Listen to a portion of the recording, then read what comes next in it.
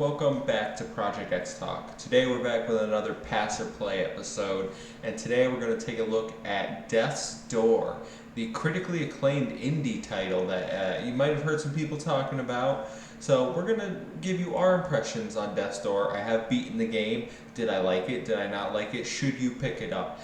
Stay tuned, listen to the episode to find out. My name's Kevin, and let's jump into it. First, Death's Door. What is it?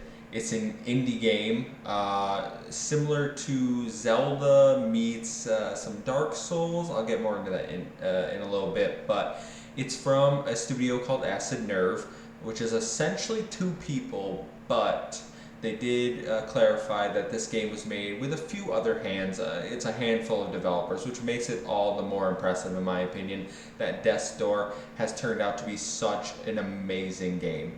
Seriously, if you haven't seen the review scores at other places, you've got Windows Central giving it 9s out of 10. You have these big outlets, IGN gave it a 9 out of 10. These critical minds in the game industry are raving about this game. I had already pre-ordered it. I was sold when we saw it during the indie showcase, so I dove into it. I'm not the biggest Zelda fan, and I definitely don't like Dark Souls, so I heard it was difficult, but how did I fare? Well, first of all, I want to touch on some of the artistic and visuals of the game, because for an indie game, I think this game is absolutely gorgeous. It runs a solid 60 FPS, pretty 4K, I believe, on the Xbox Series X. I'm almost certain about that. The art style I really enjoy. I think it has more this gothic look to it in the main hub area, where you then go off into these different worlds, and you have like ruins that are really colorful and green, vibrant. The enemies have this gray, more the gothic style, so they look kind of out of place, but not in like a jarring way, like, oh, you can identify easily these are the enemies. But Death's Door drops you off immediately into the game. You're playing as this little crow character.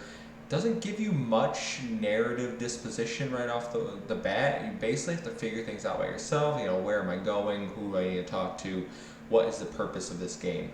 And the purpose of it is to be your little crow and go kill things. You are essentially a reaper, I believe is what they call you. You have to reap souls, and that's what sets you off on your journey. You get assigned your mission to go reap a soul, so you head off to do it.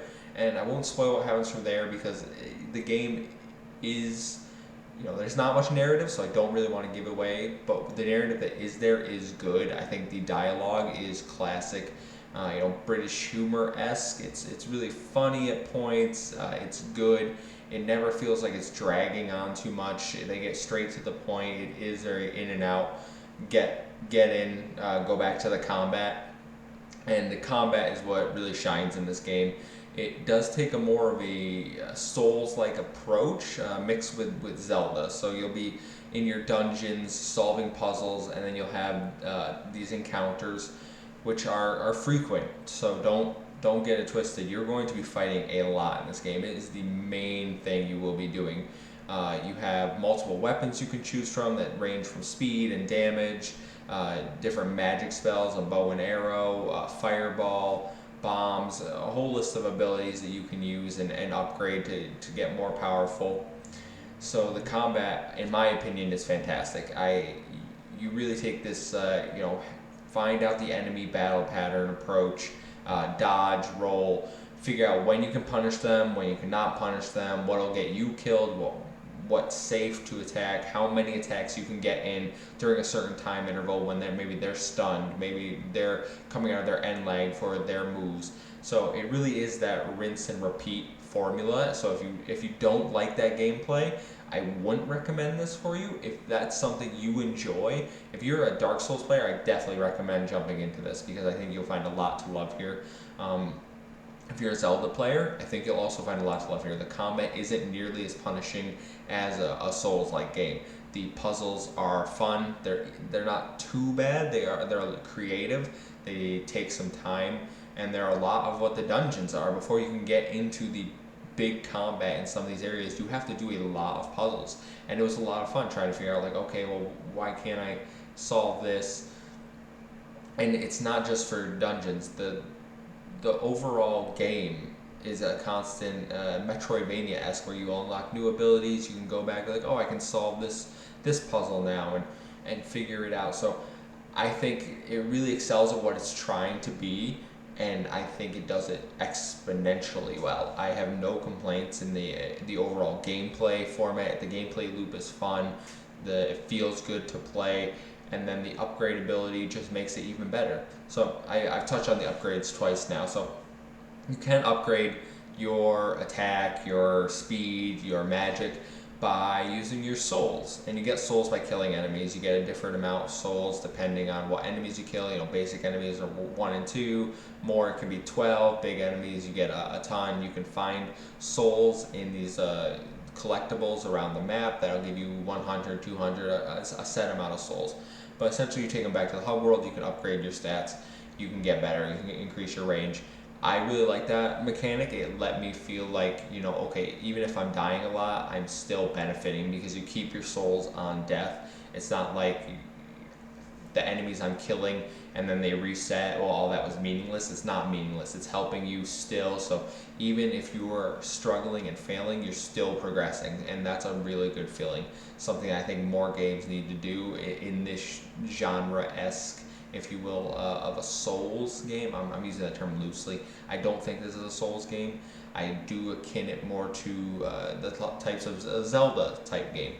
So the game is fantastic. It plays well. It looks beautiful. It sounds beautiful. The music, the soundtrack is severely underrated. I know a lot of people keep talking about the gameplay, but the soundtrack in this game is phenomenal. You get the melodic music.